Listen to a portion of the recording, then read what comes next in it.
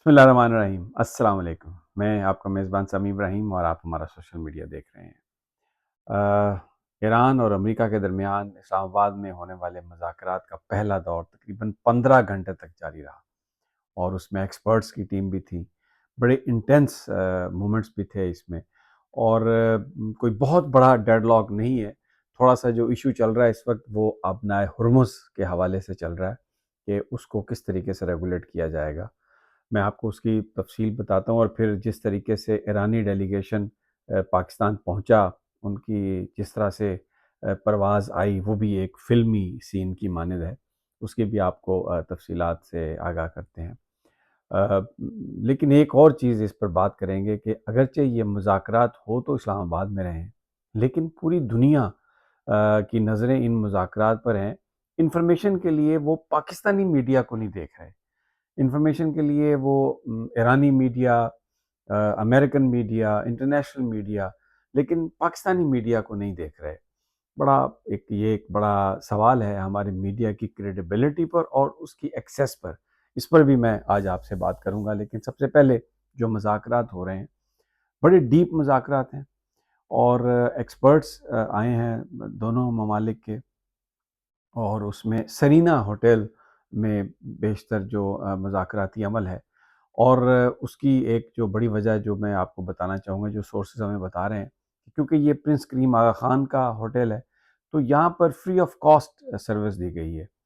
जो भी इस होटल में इस वक्त कार्रवाई हो रही है, उसकी पेमेंट जो है वो प्रिंस करीम आगा ख़ान ने खुद अपनी जो उनकी फाउंडेशन है, जो इस होटल की मालिक है, वो पे करेगी और वो ये समझते हैं कि ये उनकी कंट्रीब्यूशन है टुवर्ड्स पीस। और इसको इस जेस्चर को बड़ा सराहा गया है। लेकिन मुज़ाकरात पर मैं दोबारा वापस आता हूँ।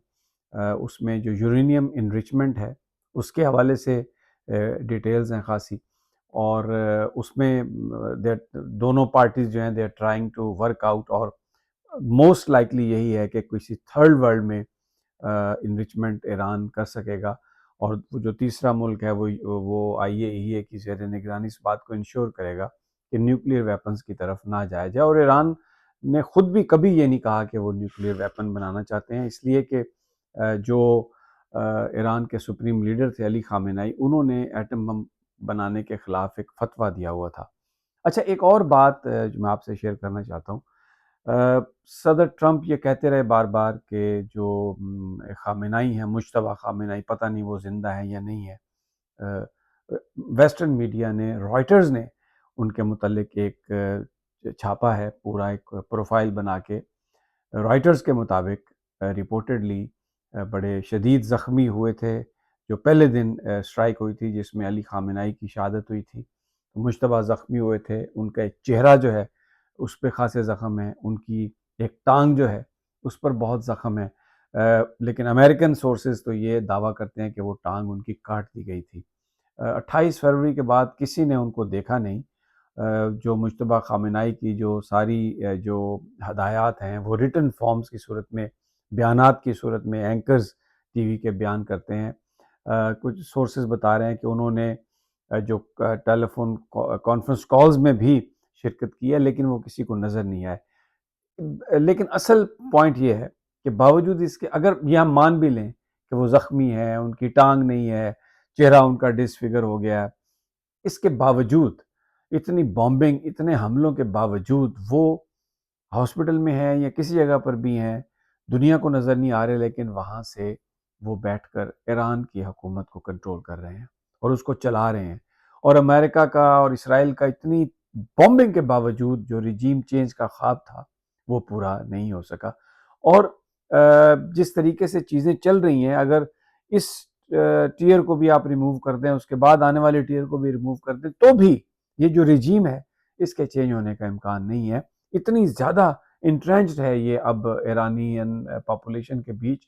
और सदर ट्रंप ने अपने जो गैर ज़रूरी बयानात और जिस तरीके से ईरानी कौम को गालियाँ, अब्यूसिव लैंग्वेज यूज़ की, उसने कौम को मुत्तहिद कर दिया और वो किसी सूरत भी पीछे हटने के लिए इस सारे मामले में तैयार नहीं है। अब मुज़ाकरात का जो अगला दौर है वो आज किसी वक्त शुरू होगा और ये भी एक तवील दौर होगा। उसके बाद ये बताया जा रहा है कि American vice president J D Vance کی ایک تقریر جو ہے چھوٹی سی، وہ پاکستان میڈیا دکھائے گا، ان کا جو میسج ہے.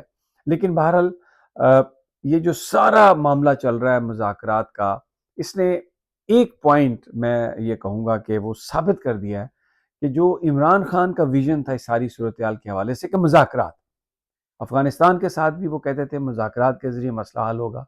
اور آپ کو یاد ہوگا کہ انہوں نے تب جب وہ وزیر اعظم تھے تو سعودی عرب اور ایران کے درمیان معاملات کو ٹھیک کرنے کے لیے میڈیشن کی آفر کی تھی، اور انہوں نے ہمیشہ سے یہ موقف اپنایا تھا کہ یہ سارے کا سارا معاملہ مذاکرات کے ذریعے حل ہو سکتا ہے، اور جنگ جو ہے اس کے نتیجے میں اس کے بعد بھی مذاکرات کرنا پڑیں گے تو جنگ کا فائدہ نہیں ہے. آج آپ دیکھیں پاکستان فیسیلیٹیٹر ہے، اور افغانستان اور ایران اور امریکہ کے درمیان مذاکرات ہو رہے ہیں. افغانستان کے حوالے سے مذاکرات چائنا نے کہا تو پاکستانی حکام نے ان کے ساتھ مذاکرات شروع کر دیے، چائنا جب فیسیلیٹیٹر بنا. لیکن اگر عمران خان یہ بات کرتا ہے، اس کا کوئی وزیر اعلیٰ یہ بات کرتا ہے، تو اس کے اوپر یہ پاکستانی میڈیا سارے کا سارا، کوئی کسی کو غدار کہتا ہے، کسی کو کچھ کہتا ہے. اب یہی وہ وجہ ہے کہ پاکستانی میڈیا نے بجائے اس کے کہ وہ انڈیپینڈنٹ جرنلزم کرتے، بجائے اس کے کہ وہ صورتحال کا تنقیدی انداز میں جائزہ لیتے، انہوں نے ہمیشہ ایک حکومت کا، آپ یہ سمجھیں کہ ماؤتھ پیس بننے کی کوشش کی ہے. تو آج پاکستانی میڈیا کی کریڈیبلٹی کا یہ عالم ہے کہ پاکستان کے اندر مذاکرات ہو رہے ہیں، اسلام آباد میں مذاکرات ہو رہے ہیں، لیکن مذاکرات کیا ہو رہے ہیں، مذاکرات کس طریقے سے ہو رہے ہیں، اس کے اندر کون سا ایشو ہے، ڈیولپمنٹ کیا ہے، پاکستانی میڈیا کو کوئی نہیں دیکھ رہا. پوری دنیا میں پاکستانی میڈیا کی ایپیٹائٹ نہیں ہے. Al Jazeera, C N N, Fox, B B C, Spanish ادارے، جرمنی کے ادارے، وہ تمام نیوز آؤٹلیٹس جو ہیں ان کی طرف لوگوں کی توجہ ہے کہ پتہ چلے کہ کیا خبریں آ رہی ہیں. اور پاکستانی میڈیا کیا کر رہا ہے آپ دیکھ رہے ہیں. یہاں پر جو کنونشن سینٹر میں فوڈ لگا ہوا ہے، آپ سیلفیاں بنوا لیں. یہ پاکستانی میڈیا جو امریکن جو جرنلسٹ ہیں، ایرانی جرنلسٹ ہیں، امریکن جرنلسٹ ہیں، ان کے میڈیا کی، ان کے انٹرویوز کی جستجو میں ہے، کوئی ایکسیس نہیں. اور پھر دیکھیں جو پاکستان کے بڑے معتبر ترین جو سوشل میڈیا سے تعلق رکھنے والے لوگ ہیں، ان کو بھی سائیڈ لائن کیا گیا ہے، ان کو آنے کی اجازت ہی وہاں پر نہیں دی گئی. تو جو سرکاری یہ جو بڑا میڈیا ہے، بڑے جو ٹیلی ویژن ہے، یہ تو ایک طرح سے سرکاری میڈیا ہے. ان کے ہاں تو جرنلزم ہے ہی نہیں، وہ تو بنی بنائی لکھی لکھائی جو چیز آتی ہے اس کو وہ پیش کر دیتے ہیں. یوٹیوبرز جو ہیں، جو بیسیکلی مجھ جیسے لوگ جو ہیں جن کو نوکریاں نہیں ملی، تو وہ ہم تو یوٹیوبر کہلاتے ہیں، ہمیں جرنلسٹ ریکگنائز نہیں کرتے، نہ ہمیں ایکسیس دیتے ہیں. تو جو محنت کرنے والے لوگ، میں یہ نہیں کہتا کہ سارے یہ جو حکومتی اس وقت بڑے بڑے چینلز کے حکومتی ترجمان بنے ہوئے ہیں یہ کوئی محنت کرنے والے نہیں ہیں، لیکن ظاہر ہے کبھی پیسہ، کبھی مالکان اور کبھی اور پریشر، تو وہ جرنلزم سے ہٹ گئے ہیں. اور جو لوگ کر رہے ہیں جرنلزم، یوٹیوبرز، کیونکہ وہ کریں گے جرنلزم، لوگ ان کو دیکھیں گے، اگر کوئی انفارمیشن ہوگی تو پھر ان کو پیسے ملیں گے، ان کو زیادہ کلکس ملیں گی، ان کی ایکسیس نہیں ہے. تو یہ سارے کا سارا ماجرا جہاں پر اس سارے مذاکرات نے ہمارے اپنے میڈیا، ان کے جو جھول ہیں ان کو ایکسپوز کیا ہے، اور خاص طور پر یہ عمران خان کا جو موقف تھا اس کو درست ثابت کیا ہے. یہ تو خیر جو نون لیگی یا پرو گورنمنٹ ہے وہ تو چیخنے لگ جاتے ہیں خان کے نام سے ہی، لیکن ایک ہی بات کرتا تھا خان، مذاکرات مذاکرات مذاکرات. آج آپ دیکھیں پوری دنیا مذاکرات پر آئی ہوئی ہے، اور اس نے بھی کہا کہ میں بھی مذاکرات ان سٹوجز سے نہیں کروں گا جو آپ کی کٹھ پتلی ہیں. اصل یعنی اگر فوج میرے سے مذاکرات کرے تو میں ان کے ساتھ بالکل پاکستان کو آگے لے جانے کے لیے مذاکرات کرنے کے لیے تیار ہوں، پاکستان کی فوج کو مضبوط بنانے کے لیے تیار ہوں. تو یہ آج اس کا موقف درست ثابت ہوا. لیکن اس کے ساتھ ساتھ میں یہ کہوں گا یہاں پر کہ اس میں بھی کوئی شک نہیں کہ جنرل عاصم منیر نے ان کی جو اپنی حیثیت تھی ایک طاقتور ادارے کے طاقتور سربراہ کی حیثیت سے، اور پھر جس طرح ڈونلڈ ٹرمپ نے ان کو ریکگنائز کیا تھا، اس گڈ ول کو انہوں نے استعمال کیا، اور ایران کو اور امریکہ کو ساتھ بٹھانے کی جو کوششیں ہیں انہوں نے جو کی، اس میں ساتھ بٹھانے کی حد تک ایک بڑی کامیابی نظر آ رہی ہے. اور اب لیٹس سی آگے یہ کیسے چیزیں انفولڈ ہوتی ہیں.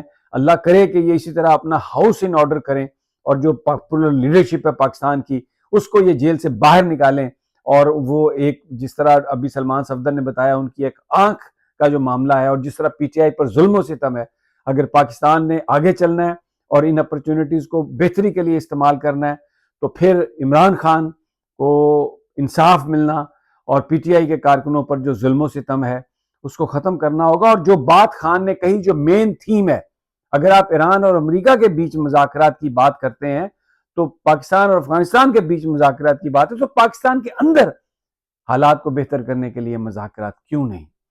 اگلی ویڈیو تک اجازت، اللہ نگہبان۔